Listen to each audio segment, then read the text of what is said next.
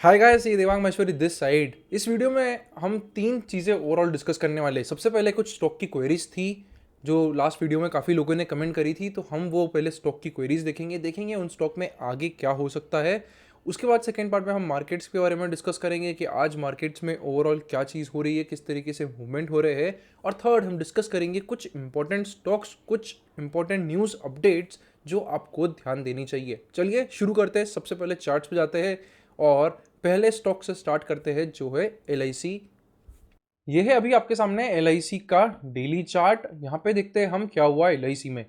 L I सी में अगर हम यहाँ से देखें तो एक अच्छा ओवरऑल तेज़ी यहाँ पे हमको देखने को मिली थी इस क्वार्टर के रिजल्ट्स के बाद। ओके, नवंबर में जो रिजल्ट्स है उसके बाद अच्छी तेज़ी मिली, बट वो क्रिस्टलाइज नहीं हुई और स्टॉक वापस से गिर गया।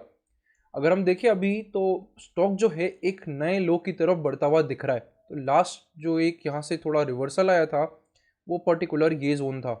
ये एक बहुत इंपॉर्टेंट सपोर्ट जोन हो जाता है, पर ऐसा दिखता है कि स्टॉक ये सपोर्ट जोन को भी ब्रेक कर देगा और फर्दर लो चले जाएगा। ओवरऑल इंश्योरेंस के बारे में अगर हम बात करें तो बजट में एक नेगेटिव अपडेट थी जिसके कारण सारी इंश्योरेंस कंपनीज को ही प्रॉब्लम पड़ा था। सभी के प्राइस एक्शन जो है वो नेगेटिव थे। हुआ ये था कि जो ओवरऑल प्रीमियम्स थे, जहाँ पे 5 लाख से ज़्यादा के पर मंथ के प्रीमियम है, वहाँ पर जो पॉलिसीज़ है वो टैक्सेबल कर दी मेच्योरिटी पे।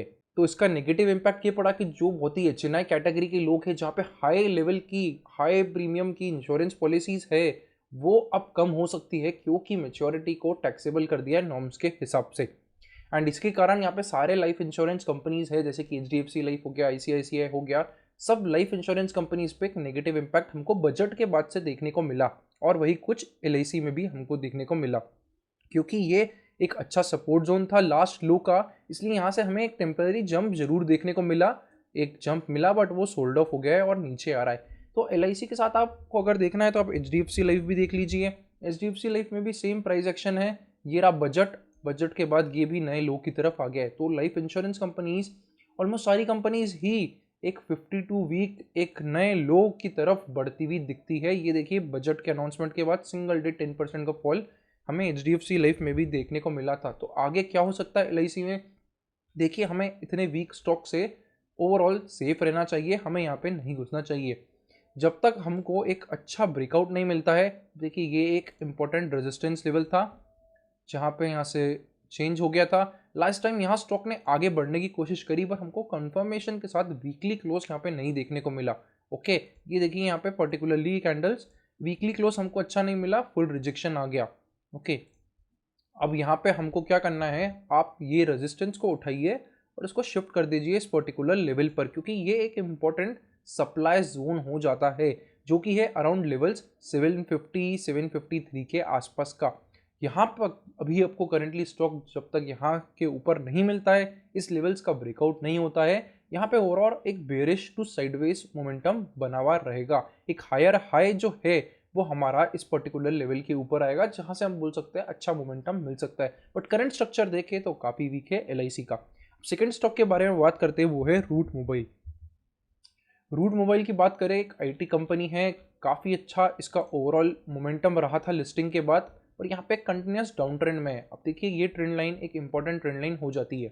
ठीक है, यहाँ से पर्टिकुलर रिजेक्शन, यहाँ से देखिए थोड़ा ऊपर जाने की कोशिश करी पर रिजेक्ट हो गया, यहाँ से फिर रिजेक्शन, यहाँ से फिर रिजेक्शन, और यहाँ पर लेटेस्ट में स्टॉक है।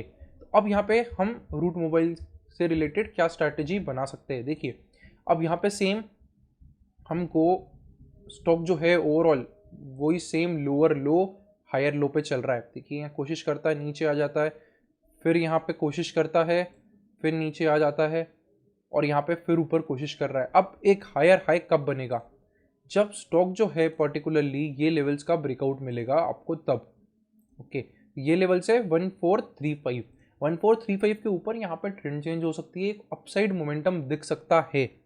ओके, तो ये आपके रडार में होना चाहिए। यहाँ पे अगर आप स्टॉक को होल्ड करते हैं तो आपको होल्ड करना चाहिए। एक अच्छा सपोर्ट बन चुका है अब यहाँ पर 1150 लेवल्स के आसपास का। ओके, तो ये आपकी रूट मोबाइल रिलेटेड स्ट्रैटेजी होनी चाहिए। चलिए बात करते हैं अब मार्केट्स में आज क्या हुआ है। ओवरऑल मार्केट्स आज भी स्लगिश ही रहे। अगर हम बात करें तो ओपनिंग काफ़ी सॉलिड हुई थी, ऐसा लग रहा था कि आज मार्केट में तेज़ी रह सकती है, बट वो सोल्ड ऑफ हो गई।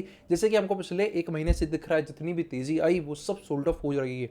ओके, निफ्टी देखे तो 0.26% नेगेटिव बंद हुआ है। अगर हम डिफरेंट इंडाइसेस के बारे में बात करें सेक्टोरल पॉइंट ऑफ व्यू से क्या हो रहा है, तो आज सारे सेक्टर्स ही ओवरऑल फ्लैट रहे हैं, कुछ थोड़े बहुत नेगेटिव रहे, जैसे कि पीएसयू बैंकिंग सेक्टर 0.88% नेगेटिव रहा है। हमने पीएसयू बैंक में आगे क्या करना है उस पर कंप्लीट वीडियो भी बनाया था, तो आप वो भी देख सकते हैं। क्या एक्सपेक्टेशन रखनी है पीएसयू बैंक से, उसमें कवर हो जाता है। बैंक निफ्टी देखे तो 0.33% नेगेटिव, आईटी देखे तो 0.27% नेगेटिव, कंज्यूमर ड्यूरेबल फार्मा थोड़े बहुत पॉजिटिव दिखे, बट ऐसा कुछ खास मोमेंटम दोनों में नहीं दिखा।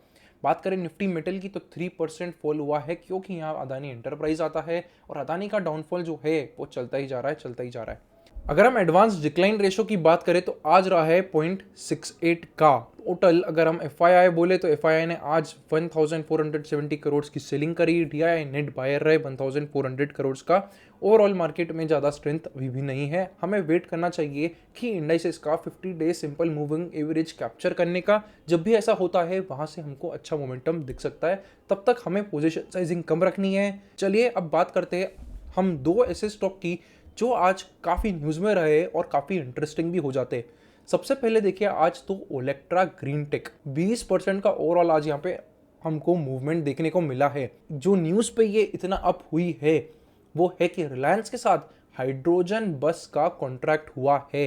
अब हाइड्रोजन बस क्या होता है सर? इलेक्ट्रॉनिक व्हीकल तो सुना है, पर हाइड्रोजन बस, देखिए इलेक्ट्रॉनिक व्हीकल और हाइड्रोजन फ्यूल बस में डिफरेंस होता है। इलेक्ट्रॉनिक व्हीकल में क्या होता है कि लिथियम आयन बैटरीज रहती है जिनमें कि इलेक्ट्रिसिटी ऑलरेडी स्टोर्ड होती है, और हम कार में जो पूरा सिस्टम ऐसा बनेगा कि उससे बैटरी से इलेक्ट्रिसिटी लेंगे और कार चलेगी। हाइड्रोजन फ्यूल में क्या होता है? अब हाइड्रोजन फ्यूल में इलेक्ट्रिसिटी जनरेट होती है, हाइड्रोजन से ही केमिकल रिएक्शंस बनती है और उसी से वहाँ पर ही इलेक्ट्रिसिटी जनरेट होती है, जिससे कि कार में मूवमेंट होता है। ओके, कार में पावर आता है। तो ये दो अलग अलग टेक्नोलॉजी है। जहाँ पूरा वर्ल्ड अभी इलेक्ट्रॉनिक व्हीकल की तरफ बढ़ रहा है, वहाँ ही हाइड्रोजन फ्यूल एक ऑल्टरनेटिव की तरह देखा जा रहा है। एक कार्बन फ्री ऑल्टरनेटिव बोला जाता है हाइड्रोजन फ्यूल को। अब यहाँ पे ओलेक्ट्रा ग्रीन टेक और रिलायंस पार्टनरशिप में आ रहे हैं, तो काफ़ी बड़ी न्यूज़ हो जाती है।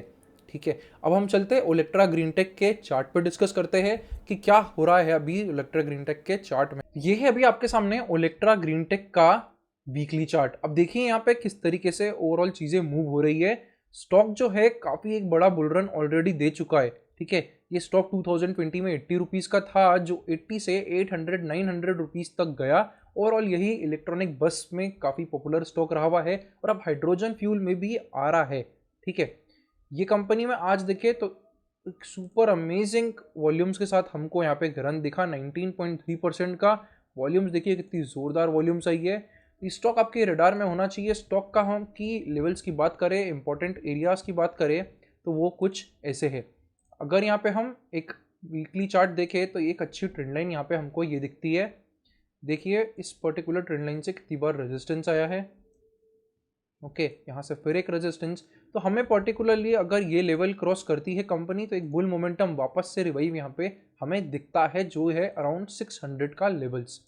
तो 600 के लेवल्स के ऊपर यहाँ पर एक तेजी हमको दिख सकती है। स्टॉक यहाँ से एक ब्रेकआउट मिलता है तो यहाँ पे वापस एक बड़ा मोमेंटम हमको दिख सकता है। स्टॉक काफी फ्यूचरिस्टिक लग रहा है जिस तरीके से ओवरऑल पास्ट में पिछले 3-4 साल में जो भी चीजें हुई है, और अभी ये रिलायंस के साथ जो नया आता है काफी ओवरऑल कंपनी को एक पॉजिटिव स्टेट में पहुंचाता है। ये कोई रिकमेंडेशन नहीं है, इसका मतलब ये नहीं है कल ही जाके आप ब्लाइंडली खरीद लीजिए। स्टॉक को थोड़ा एनालाइज करना जरूरी होता है, रिस्क को समझिए, उसके बाद ही स्टॉक में बाइंग या सेलिंग डिसीजन लीजिए। दूसरी कंपनी का नाम है स्पाइसजेट लिमिटेड। एयरलाइन है, हम सबको पता है, पॉपुलर है।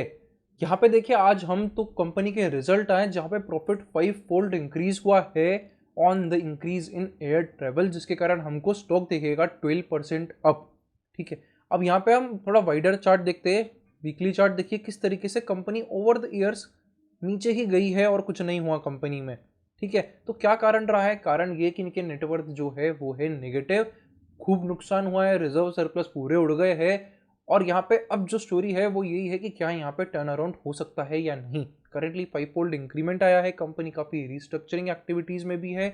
तो यहाँ पर अभी ऐसा बोलना कि बहुत बुलिश चीज़ें होने वाली है, ये इतना अप्रोप्रिएट नहीं रहेगा। काफ़ी सारी चीज़ें देखनी है और एयरलाइन इंडस्ट्री जो रही है वो काफ़ी तरीके से प्रॉब्लमेटिक ही चलती रही है। High fuel cost, seasonal business, इस तरीके से कुछ ना कुछ इम्पैक्ट हमेशा ही रहा है एयरलाइंस पे।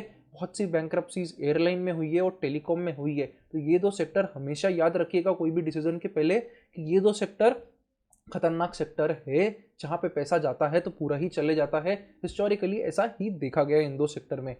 तो स्पाइसजेट में एक अच्छा रिजल्ट आया है, आपको आने वाले क्वार्टर्स में और रिजल्ट देखने चाहिए कि क्या यहाँ पे कुछ प्रोग्रेस हो रहा है। टेक्निकल पॉइंट ऑफ व्यू पे बोले तो 52 रुपीज़ के ऊपर ही कुछ हमको अच्छा बड़ा मोमेंटम यहाँ दिखेगा। ओके, ये एक बड़ा रेजिस्टेंस हो जाता है 52 रुपीज़ का। इसके ऊपर आता है तो अच्छा मोमेंटम है। अगर इसके नीचे ही कुछ प्राइस एक्शन हो रहा है तो हो सकता है वापस से सेल ऑफ हो जाए, क्योंकि ऊपर की साइड सप्लाई बहुत सारा रहेगा।